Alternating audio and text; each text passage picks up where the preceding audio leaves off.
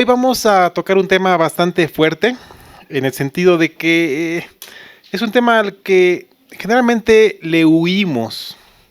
Es un tema del cual no nos gusta hablar y es un tema que si no lo escuchamos tal vez sería mejor para nosotros, pero cuando lo hacemos de manera bíblica entendemos el proceso que Dios tiene con cada uno de nosotros.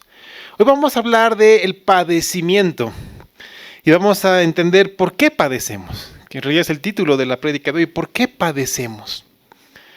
Estamos en el capítulo 4 de la primera carta de Pedro y hoy día vamos a cerrar el capítulo 4 y vamos a entender esta sección de Pedro para después entrar a un tema igual de profundo. Primera carta de Pedro, capítulo 4, versículos 12 al 19. Dice la palabra del Señor: Amados, no os sorprendáis del fuego de prueba que os ha sobrevenido, como si alguna cosa extraña os aconteciese, sino gozaos por cuanto sois participantes de los padecimientos de Cristo, para que también en la revelación de su gloria os gocéis con gran alegría. Si sois vituperados por el nombre de Cristo, sois bienaventurados, porque el glorioso Espíritu de Dios reposa sobre vosotros. Ciertamente de parte de ellos Él es blasfemado, pero por vosotros es glorificado. Así que ninguno de vosotros padezca como homicida, o ladrón, o malhechor, o por entremeterse en lo ajeno. Pero si alguno padece como cristiano, no se avergüence, sino glorifique a Dios por ello. Porque es tiempo de que el juicio comience por la casa de Dios. Y si primero comienza por nosotros, ¿cuál será el fin de aquellos que no obedecen al Evangelio de Dios? Y si el justo con dificultad se salva, ¿en dónde aparecerá el impío y el pecador? De modo que los que padecen según la voluntad de Dios, encomienden sus almas al fiel Creador y hagan el bien. Ok, yo creo que nadie quiere padecer. Ninguno quiere padecer. Y cuando estamos en medio de un tiempo de padecimiento, una pregunta natural que viene a nuestra mente es: ¿por qué me está pasando esto? ¿Por qué está pasando esto? Y saben, hermanos, está bien preguntarnos. Alguna vez escuché decir: no preguntes por qué, pregunta para qué. Sabes, yo te digo algo desde la profundidad de las Escrituras: no tienes problema, no hay problema en preguntarle a Dios por qué. Puedes hacerlo. En realidad, preguntarle a Dios por qué te trae luz en medio de las dificultades y te muestra el origen del sufrimiento por el cual estás pasando. Así que no tengas temor en preguntarle a Dios por qué. Por ejemplo, cuando alguien tiene una situación médica que requiere un tiempo de cirugía, ¿qué es lo que viene a nuestra mente? Temores, angustia, viene también incertidumbre. Hay diferentes cosas que pueden venir a nuestra mente a través de un tiempo que nos llama a pasar por el quirófano. Pero si somos pragmáticos, podemos reducir esta situación a lo siguiente. Ok, hay algo que no está bien en mí y la solución es la cirugía. Yo sé que esa cirugía va a traer dolor a mi cuerpo, pero el resultado va a ser bueno. Algo similar sucede con la circunstancia nuestra, espiritualmente hablando. El Señor utiliza el sufrimiento, el Señor utiliza el padecimiento para su propósito. Pero necesitamos entender cómo trabaja Dios en medio de esta circunstancia. Por eso mi propósito para hoy es que podamos discernir, porque esto necesitamos, discernimiento, discernir cuál es la causa de nuestro padecimiento, porque hay una causa para el padecimiento. Y una vez que hemos discernido cuál es la causa del padecimiento, debemos aprender a través de las Escrituras qué hacer en medio de la dificultad. Pero no nos vamos a quedar ahí. Vamos a aprender y entender cuál es el resultado que Dios quiere. por qué viene el padecimiento, qué hacer en el padecimiento y cuál es el resultado. Hermanos, yo estoy seguro que algunos de ustedes, si no todos, ya han pasado por tiempo de crisis o tal vez están pasando por tiempo de crisis, y si están tranquilos, les alerto, viene un tiempo de crisis. Y no quiero hacerlo en un mal sentido, sino atendiendo a las palabras de Cristo, porque Él mismo nos dijo que en este mundo tendremos aflicciones, pero que confiemos, porque Él ya ha vencido. Obviamente, yo quisiera con todo mi corazón decirles, hermanos, si ustedes son creyentes, no se preocupen, jamás van a sufrir. No puedo hacer eso, porque la palabra no enseña eso. Más bien la palabra nos enseña que las dificultades tienen un objetivo en nuestra vida. Ahora, lo primero que aprendemos a través de la carta de Pedro en esta sección es que no debemos sorprendernos por la prueba. Eso dice los primeros versículos. Si alguna vez tú te has preguntado en medio de tu problema, ¿por qué a mí me tienen que pasar estas cosas, Señor? ¿Por qué a mí? Soy creyente, te amo, voy a la iglesia, participo en las actividades que hay, oro, leo la Biblia, estoy en comunión contigo. ¿Y por qué me tienen que pasar estas cosas? ¿Por qué a mí, Señor? Y el Señor te responde inmediatamente. Porque Él te dice, no te sorprendas. Pero no solamente no te sorprendas, ni porque la prueba ha llegado de manera repentina, ni por la intensidad. Y voy a tomar el ejemplo de lo que está sucediendo en nuestra ciudad hoy en día. Cuando vienen las riadas, vienen de manera repentina. Y con una intensidad tal que nos deja boquiabiertos. Entonces Dios dice algo similar. No te sorprendas si la prueba a tu vida llega de manera repentina y con una intensidad muy fuerte. No te sorprendas. Entonces viene otra pregunta a nuestra mente. Ok, pero Señor, ¿por qué no debo sorprenderme? ¿Por qué no? Una vez más, con mucho amor el Señor te responde a través de Pedro. Y lo hace a través de esta carta. Y te dice, porque la prueba tiene un objetivo: afirmar, consolidar tu fe. Y estamos respondiendo a la última parte de las preguntas. El objetivo de la prueba es afirmar, consolidar, poner en evidencia tu fe. Ese es el motivo. Y les recuerdo lo que hace tiempo atrás vimos en la primera carta de Pedro también, pero en el capítulo 1. Versículo 7 dice, para que sometida a prueba vuestra fe, mucho más preciosa que el oro, el cual aunque perecedero se prueba con fuego, sea hallada en alabanza, gloria y honra cuando sea manifestado Jesucristo. ¿Sabes qué te dice Pedro? Te dice, ¿sabes? El oro, que es un metal precioso, se prueba con fuego. Tu fe, que es más preciosa que el oro, ¿cuánto más será probada? Por diferentes circunstancias. Pero no solamente para ver si tienes fe, en realidad la tienes. El asunto es para que tu fe sea perfeccionada, purificada. Para que la fe que el Señor te ha dado se manifieste para gloria de Él. Entonces, ok, ya que somos tan preguntones, hagamos otra pregunta. Ok, entiendo, no me tengo que sorprender. Ya sé por qué no me tengo que sorprender. Ahora, estoy en la prueba. Estoy padeciendo, estoy en la dificultad. ¿Qué hago? ¿Qué hago entonces? Una vez más, viene la respuesta amorosa de nuestro Señor. Él te dice, gózate. Él nos dice a través de Pedro, gozaos por cuanto sois participantes de los padecimientos de Cristo, para que también en la revelación de su gloria os gocéis con gran alegría. Wow, entonces la respuesta del Señor es fuerte. Él nos pide que tengamos gozo en medio del problema. Yo quiero que entendamos algo porque Pedro con palabras muy claras hace una diferencia.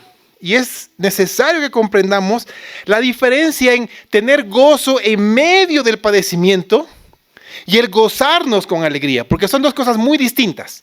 Gozarnos en medio del problema y gozarnos con alegría. El Señor nos pide que nos gocemos en medio del problema. Y es obvio que a nadie le causa alegría el pasar por padecimientos. Nadie puede decir, sí, estoy enfermo o tengo problemas. Nadie en su sano juicio lo va a saber haciendo eso. Es verdad. Entonces, a nadie le causa alegría el padecer.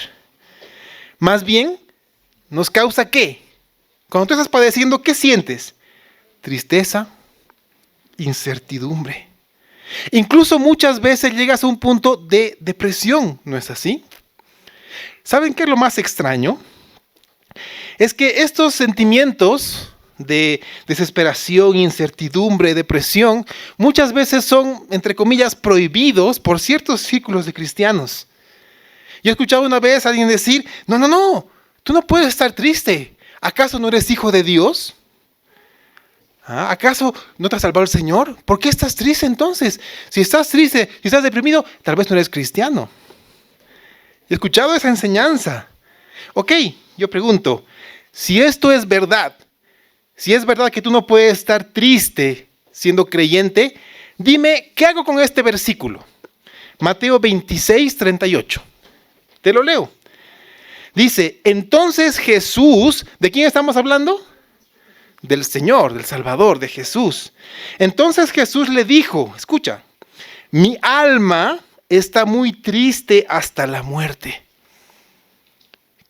Entonces, ¿qué acaso el mismo Señor Jesucristo, el Hijo de Dios, no estuvo triste? Pero no cualquier tristeza. Él pasó por una angustia hasta la muerte. Y esta angustia lo llevó a sudar grandes gotas de sangre, como dice la palabra. Entonces, si nuestro Señor Jesucristo pasó por una angustia tan grande, ¿acaso no podemos nosotros también tener tiempo de angustia y reflejar nuestra angustia en tristeza? Sí. El punto al que Pedro llega es que en medio de tu prueba, en medio del padecimiento, tú puedas encontrar gozo por el resultado que éste va a producir. Yo les pregunto, el pasaje que he leído de Mateo 26, 38, ¿en qué circunstancias o en qué momento de la vida de Jesús fue dado? ¿En qué periodo se está refiriendo? ¿A qué periodo se está refiriendo? Jesús estaba en el huerto de Getsemaní.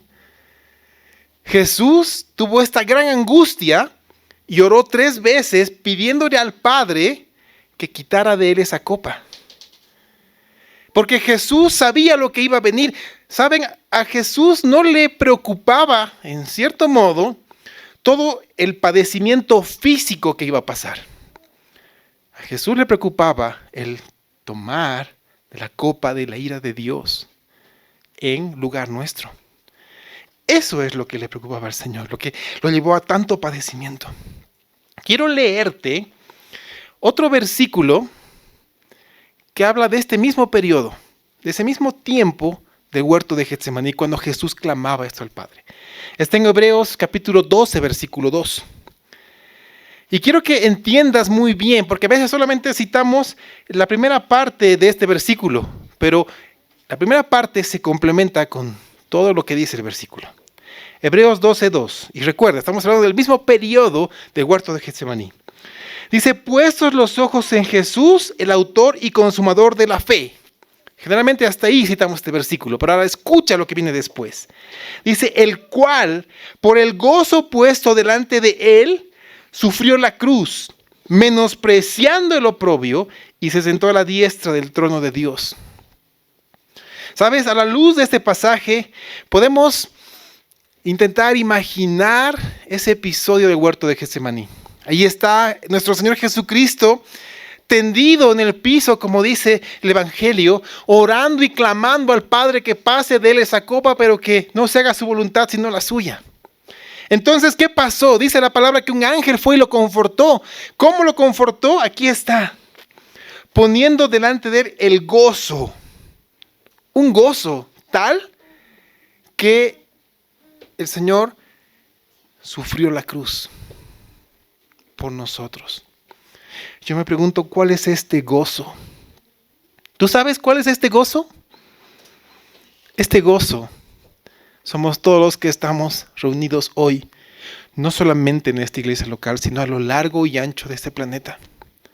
El gozo del Señor son todos los salvos que un día le darán la gloria a Dios por la obra de Cristo Jesús en la cruz del Calvario. Ese día llegará, mis hermanos. Por eso el Señor se sentó a la diestra del trono de Dios, glorificado. Entonces el Padre puso un gozo para que Jesús pueda sufrir el oprobio, menospreciar el oprobio y sufrir la cruz. Entonces así funciona igual con nosotros. En medio de tu prueba, en medio de la dificultad, tú puedes encontrar gozo para seguir adelante. La prueba y el padecimiento revela, como dije hace un momento, pone de manifiesto la realidad de nuestra fe, la muestra. Y ahí vemos si en verdad somos del Señor. Porque si somos del Señor vamos a persistir en medio de la prueba. Y los que no son del Señor en realidad salen huyendo de la prueba. Por eso cuando se presentan dificultades, problemas, tú vas a encontrar a gente que tú pensabas que eran creyentes, pero de repente huyeron y ya no están. Porque su verdadera fe o su falta de fe ha sido puesta en evidencia. Quiero que notes que Pedro habla de tener gozo en medio de la prueba. No de tener alegría, como dije hace un momento. Habla de tener gozo. Y te doy un ejemplo, ¿sí? Un ejemplo que también pasó. Hechos capítulo 16, versículo 23 al 25. Y escucha bien la circunstancia. Dice, después de haberles azotado mucho, los echaron en la cárcel, mandando al carcelero que los guardase con seguridad, el cual recibió este mandato, los metió en el calabozo de más adentro y les aseguró los pies en el cepo. Pero a medianoche, orando, Pablo y Silas cantaban himnos a Dios y los presos los oían. ¿Qué pasó con estos dos hombres? Fueron azotados, fueron llevados a la cárcel, pero fueron llevados al lugar más oscuro y más profundo de la cárcel. Y fueron puestos al cepo. Si no conoces qué es el cepo, es una madera que está a nivel del suelo, que lo que hace es atrapar tus pies, atrapa tus piernas. Y no puedes moverte, no puedes recorrerte, no puedes levantarte, no puedes ponerte de costado. ¿Te imaginas la cantidad de calambres que llega a tu cuerpo? Aparte de que estás en la roca fría. Imagínate, fuiste azotado.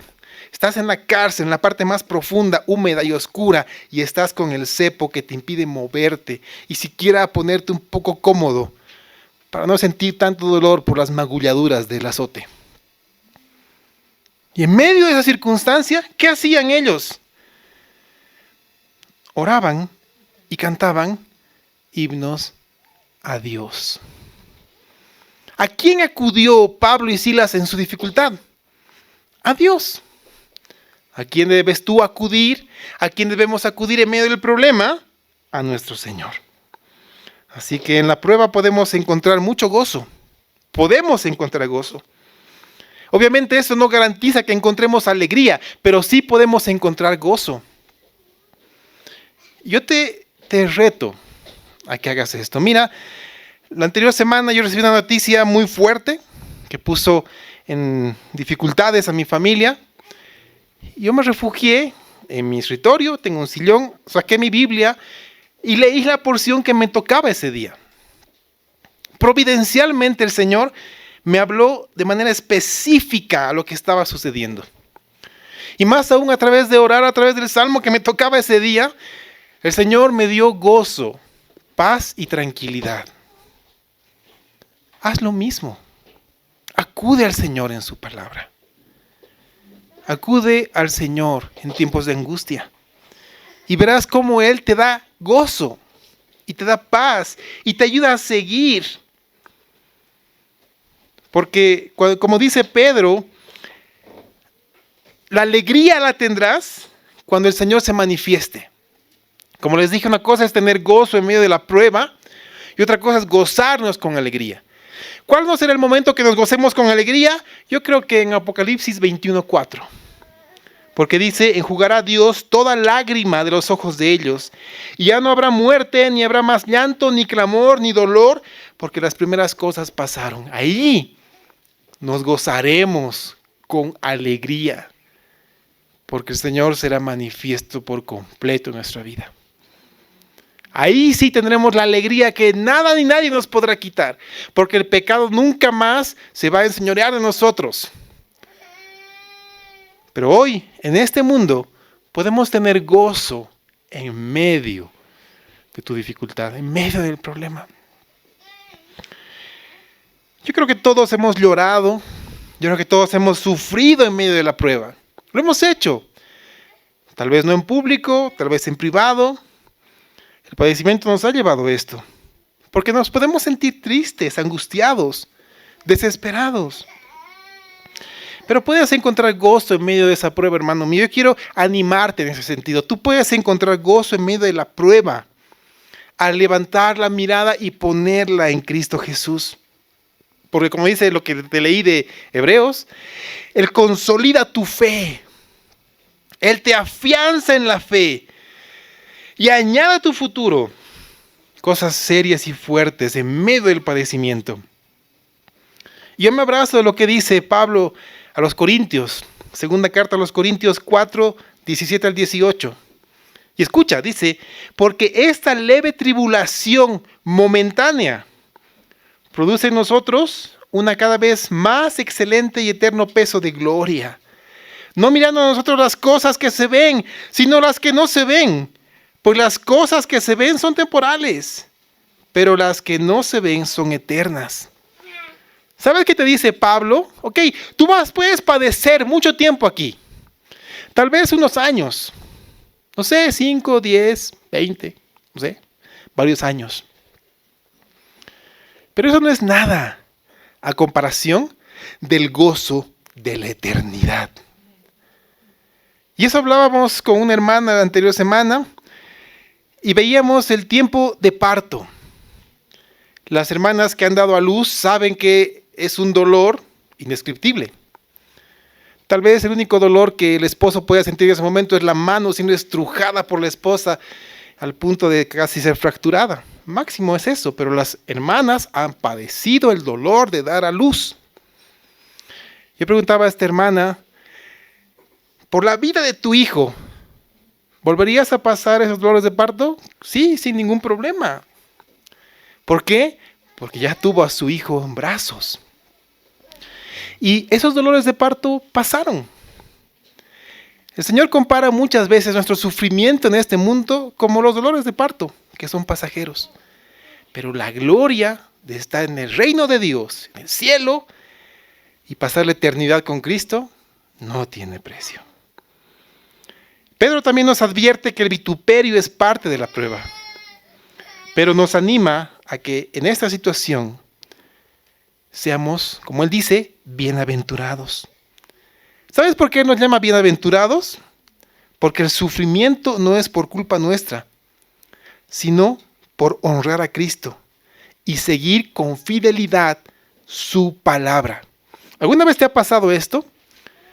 Que estás en una situación adversa y la palabra te dice que tomes una decisión y tú tomas la decisión correcta, pero eso trae sufrimiento a tu vida. Hermanos, podemos verlo esto en el trabajo. ¿Cuántas veces hemos sido tentados a mentir en el trabajo para beneficiar a una persona? ¿Cuántas veces hemos sido tentados a recibir un soborno para beneficiar a una persona? Pero cuando tomamos la decisión correcta y no lo hacemos, generalmente, ¿qué pasa en nuestro medio? Esta persona es despedida y es quitada de en medio porque entorpece los propósitos de otras personas. Dime si esto no causa padecimiento. Claro que sí, pero es por la causa correcta. porque tú estás haciendo lo justo, recto, santo y puro delante de Dios. Si tú eres un verdadero creyente firme en la roca, vas a pasar padecimientos que va a poner a prueba tu fe. Pero algo que me asombra de lo que dice Pedro es lo siguiente. El Señor va a estar en medio de tu prueba. Y donde tú estés, el Señor se va a glorificar y se va a manifestar con poder.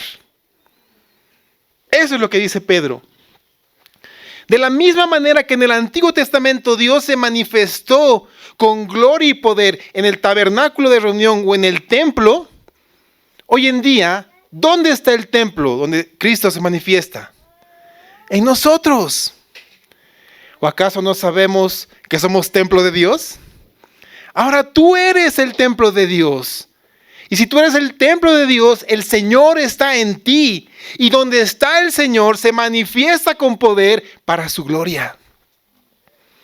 Entonces, si tú eres salvo por fe, ten por seguro que el Señor está contigo. Y Él está contigo en medio de la dificultad. Y Él se glorificará en este tiempo. Y tú verás el resultado correcto del tiempo de la prueba. Así que tú puedes encontrar gozo en medio de esta prueba. Porque eres el templo de Dios y su gloria se va a manifestar en ti. Ahora, quiero que entendamos algo. Vamos a avanzar en este tema porque hay un padecimiento que avergüenza y hay un padecimiento que no avergüenza. Les leo nuevamente versículos 15 y 16. Dice, así que ninguno de vosotros padezca como homicida, o ladrón, o malhechor, o por entremeterse en lo ajeno. Pero si alguno padece como cristiano, no se avergüence, sino glorifique a Dios por ello. Estos pasajes, estos dos versículos son súper interesantes. Y tal vez no podamos notar lo interesante de este pasaje, porque es interesante en el texto original, en el idioma original. La manera en cual Pedro escribió este pasaje, construyó esta oración, es llamativa. Porque nos muestra que el padecimiento puede ser causado y viene a raíz de acciones propias, nuestras acciones, en cuyo caso es una consecuencia de nuestro acto. Hemos hablado hace un momento de que el padecimiento puede venir por hacer lo correcto, ¿sí? No por nuestra culpa, sino por hacer lo correcto delante del Señor. Pero aquí nos está hablando de un padecimiento por acciones y decisiones incorrectas que hemos tomado nosotros. Primero, Pedro toma un grupo de acciones y separa esas acciones mostrando en el texto que escribe él, que son acciones que difícilmente lo harían creyentes, o sea, hijos de Dios. Está hablando de padecimientos que vienen a causa de ser homicida, ladrón y malhechor. No sé, puedo dar un ejemplo sencillo. Viendo noticias la anterior vez, veíamos a un padre que asesinó a sus hijos. Y había una turba de gente esperándolo. Y en cuanto salió, lo persiguieron y lo pegaron. Y al final su destino fue la cárcel. Él está padeciendo en este momento, pero por sus malas acciones. Y así puede pasar con los ladrones, con los malhechores. Pero hay un segundo grupo en estas acciones, que aquí sí es que Pedro habla y dice que puede ser hecha por un creyente. Y la palabra llama mucho la atención. Los que se entremeten en lo ajeno. Uno puede decir, no, está mal escrito, debe ser entrometerse. Pero está bien traducido, es entremeterse en lo ajeno. Literalmente podríamos decir que significa un supervisor de lo ajeno. O un supervisor de lo que no le compete. Entonces, ¿qué tiene que ver esto con los creyentes?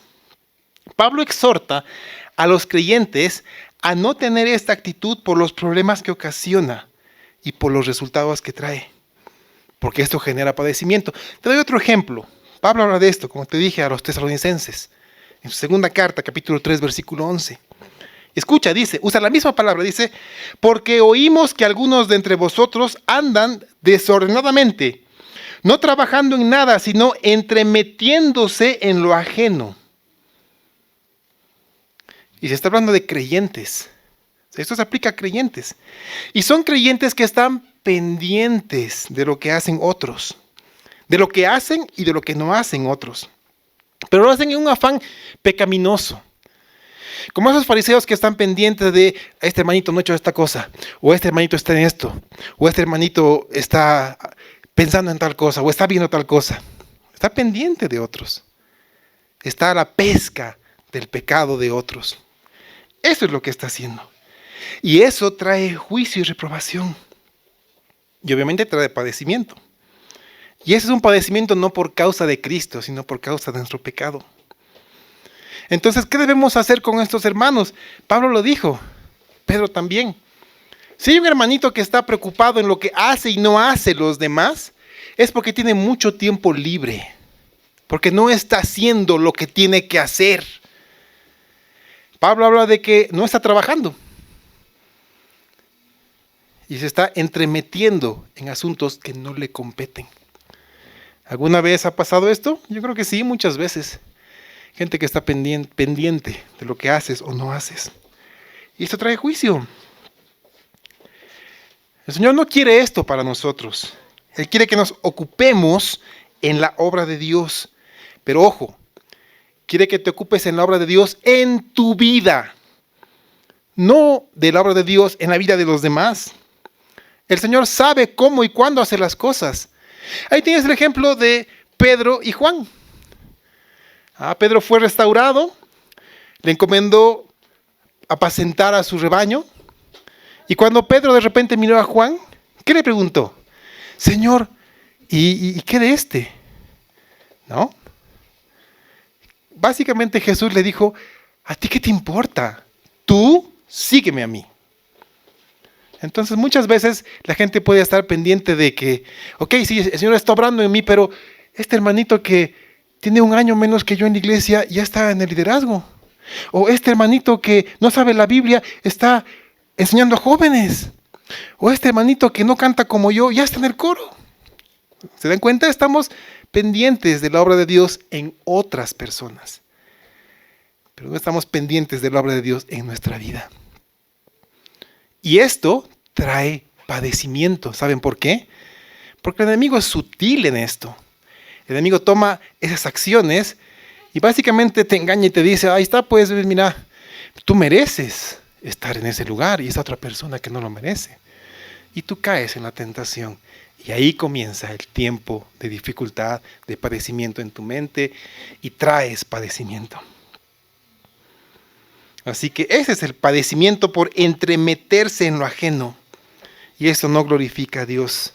Esto trae vergüenza en realidad a uno. Y a mí lo que me llama la atención es lo que Pedro dice. Dice, pero si alguno padece como cristiano, no se avergüence, sino glorifique a Dios por ello. Aquí también se usa la palabra cristiano. Aquí esta es la verdadera denominación que se le da a un hijo de Dios nacido de nuevo por fe en Cristo Jesús. Cristiano. Primera vez se usó esta palabra o esta denominación en Antioquía, en Hechos 11:26. Ahora, ¿por qué somos cristianos? ¿Sabes por qué somos cristianos? No solamente porque hablamos de Cristo. Somos cristianos porque vivimos a Cristo. Y vivimos conforme a sus mandamientos.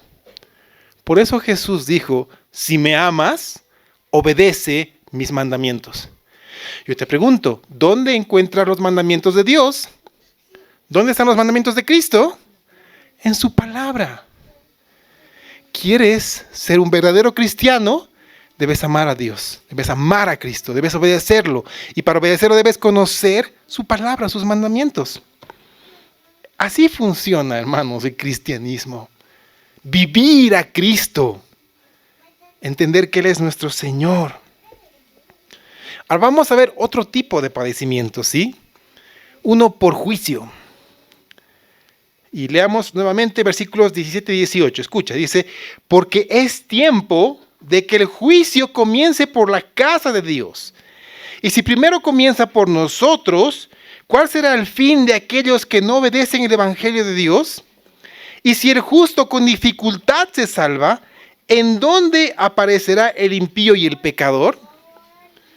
esta sección del pasaje necesita ser abordada a la luz del pasaje, del libro y de toda la Biblia. ¿De acuerdo? Porque muchas veces el sufrimiento puede ser un acto de disciplina por parte de Dios. Muchas veces la disciplina del Señor puede llegar a nuestra vida por nuestras acciones. ¿A qué punto puede llegar? Pues a la muerte. Te cito el ejemplo de lo que Pablo escribió a los Corintios, cuando pidió que a un hermano que estaba en pecado y no quiso arrepentirse, pues se lo entregase a Satanás, para que Satanás destruya su cuerpo, mas su alma se salve. Básicamente este hombre valía más muerto que vivo. ¿Por qué? Porque su pecado era tan grande y tan fuerte que no solamente traía afrenta a su vida, sino a la iglesia. Entonces, para que no siga pecando, era mejor que esté muerto, porque su vida ya estaba preservada en las manos de Dios. ¿Te das cuenta del juicio de Dios? Ahora, muchas veces tenemos miedo a esta palabra, juicio, y más aún si es el juicio de Dios. Hermanos, debemos tener temor reverente a Dios. Pero si el juicio de Dios llega a nuestra vida, afrontémosle con temor y temblor también, pero con gozo, porque aquí también puedes tener gozo. Voy a citar un par de ejemplos, ¿sí? Porque puede venir juicio a una iglesia como de manera individual. Por ejemplo, de manera individual puede ser, y voy a tomar ejemplos de lo que ya hemos leído en la carta de Pedro, ¿sí? Puede venir juicio a un varón porque no está haciendo la cabeza de hogar que el Señor le ha llamado a hacer. Puede venir juicio a una mujer porque no está haciendo la ayuda idónea ni se está sujetando a su esposo. Puede venir juicio a los papás por llevar a ira a sus hijos. Puede venir juicio a los hijos por no sujetarse a los papás, a los trabajadores por no sujetarse a la autoridad. Y así podemos dar muchos ejemplos. A veces pensamos con la palabra juicio de que va a caer un rayo y te va a partir. No siempre es ese extremo. A veces son circunstancias que el Espíritu Santo utiliza para redarguirte, para que tú entiendas que no estás haciendo lo correcto delante de sus ojos.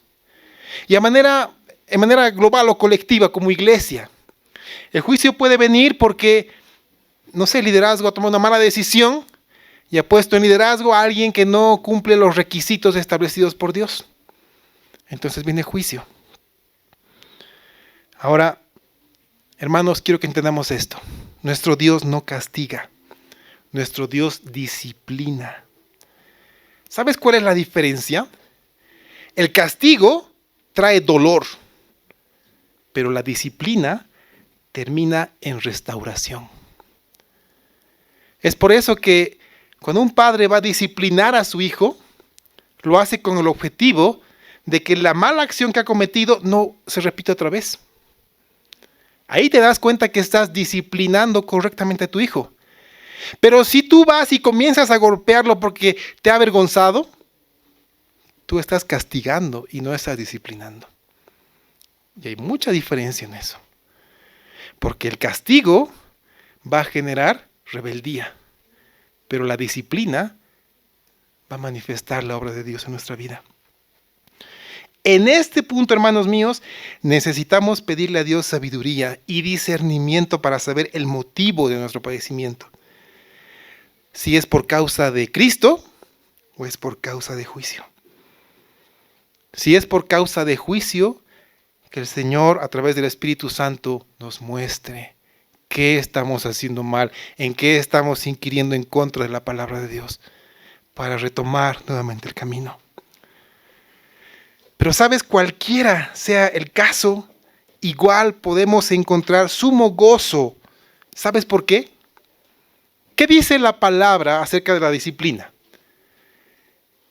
Dios dice lo siguiente: el Padre al que ama, disciplina.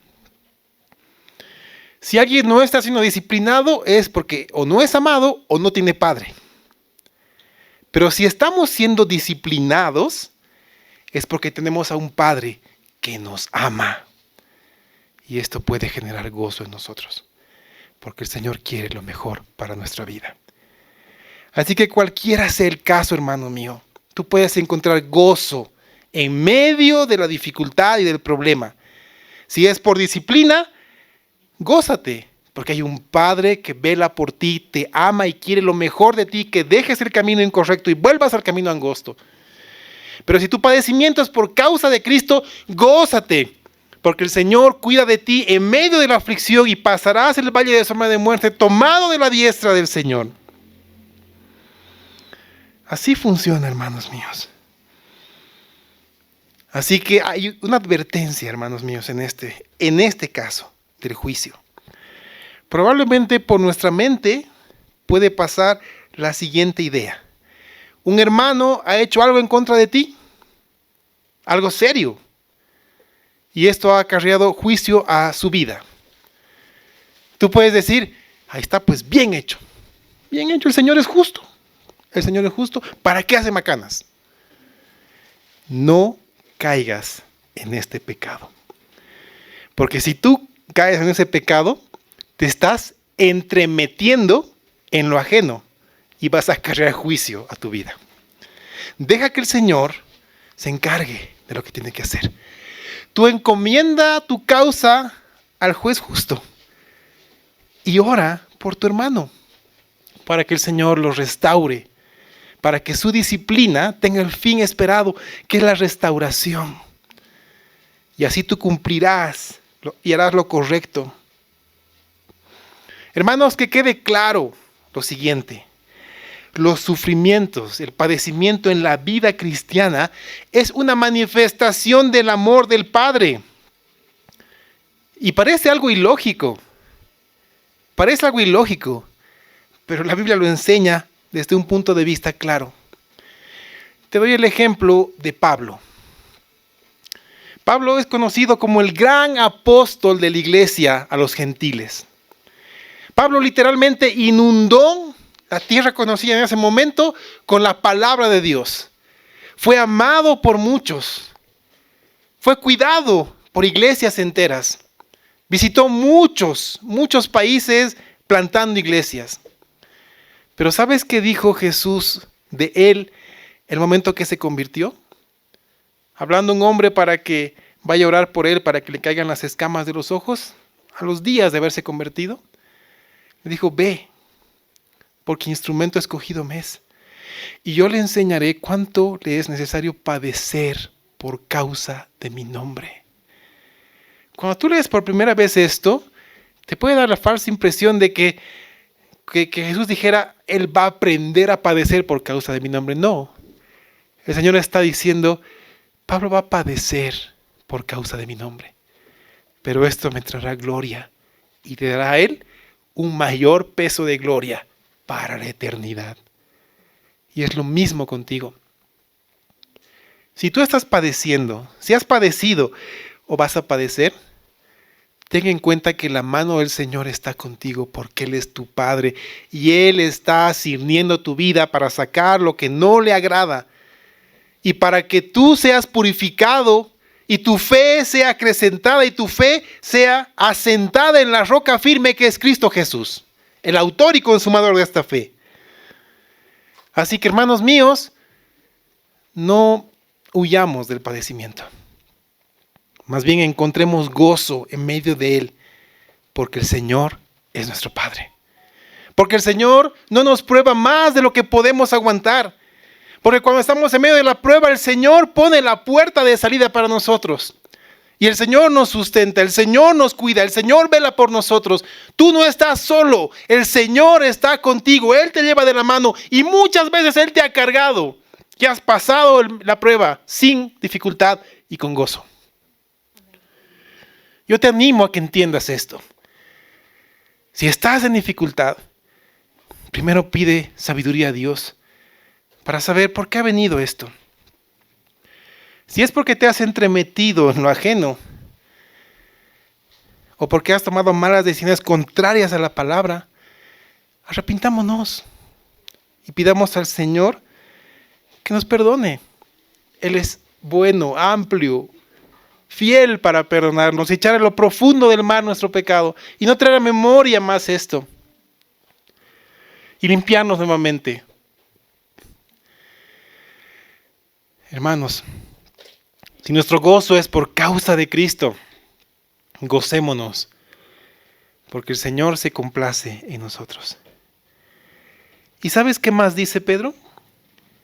Que si padeces por causa de Dios, hagas el bien. Así cierra Pedro el capítulo 4, dice, de modo que los que padecen según la voluntad de Dios, encomienden sus almas al fiel Creador y hagan el bien. El creyente padece, pero lo hace conforme a la voluntad de Dios. Las pruebas vienen en nuestra vida porque el Señor lo permite. Así que, hermanos míos, estemos confiados porque siempre tendremos el fin que el Señor ponga para nosotros. ¿Sabes cuál es el motivo de la prueba? El objetivo de la prueba. El Señor utiliza la prueba para sacar lo mejor de nosotros. Si tú estás en medio de la prueba es porque el Señor quiere sacar lo mejor de ti para su gloria y para bendición de los que te rodean. Si estás pasando por pruebas y padecimientos, encomienda tu vida en las manos del fiel Creador y Él hará. ¿Sabes cuál es el resultado? El Señor te va a mantener ocupado. Cuando tú le entregas tus problemas a Dios, Él te mantiene ocupado. Él va a mantener tu mente libre y ocupado en hacer lo bueno. Por eso Pedro te dice, haz lo bueno. Estás en medio de problemas, encuentra el gozo del Señor. Y haz lo bueno. Encomienda a Él tu dificultad y haz lo bueno. Ocupa tu mente en las cosas buenas del Señor y Él hará. Esa, hermanos míos, es la conclusión. Hacer lo bueno en medio de la dificultad.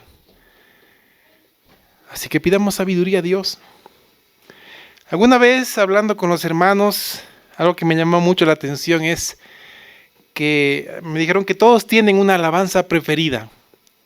Una alabanza que es la que los quebranta, la que siempre que la escuchan en la iglesia o en la radio, no sé, le recuerda muchas cosas. Hay una alabanza que a mí con la cual yo me identifico. Desde ese momento que la escuché, entendí que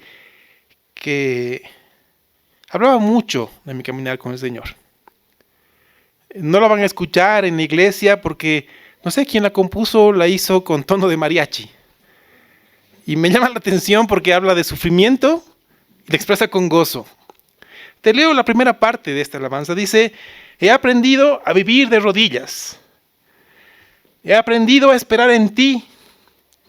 Me enseñaste a confiar a través del sufrimiento. Humillado ante ti, quiero siempre vivir. Y rendido a tus pies, mi corazón comprendía que vivir por la fe es confiar cada día. Caminar de tu mano, siempre junto a mi lado. Aprendiendo a vivir y a confiar solo en ti. Oremos. Padre, ¿en quién más hemos de confiar si no es en ti?